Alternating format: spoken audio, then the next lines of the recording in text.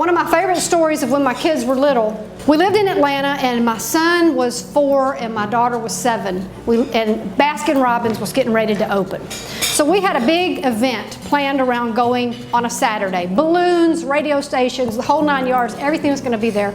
So we tell our kids and we're excited.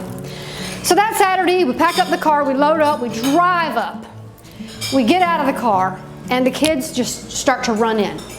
So my daughter, the older, she runs ahead and y'all remember the 32 flavors? And so she's over there just mouth is watering at the ice cream. But we look at our son, he's 4, and he's frozen at the door. And he's all boy. He's frozen at the door. And I'm like, oh my gosh, what is wrong? And I look at my husband, he looks at me, and then I notice a tear.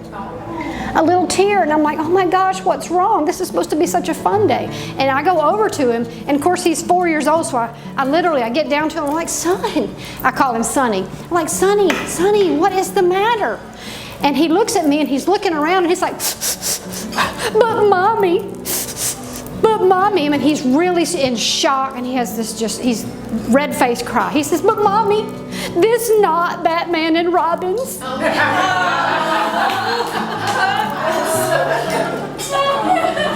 If you have boys, you know they can think that you said when you were going to Baskin-Robbins that you were going to Batman and Robbins. Y'all, he did not recover that day. He's like, oh, he was devastated. But this is what happens to us in life. We set out towards something and we end up somewhere else. How many of us are here today exactly? I just knew I was going to be here today 5 years ago. No one knew that. But many are the plans in the man's heart, but the Lord's purpose prevails. And I look at something that's so perfect that has nothing to do with people, and I realize, you know what?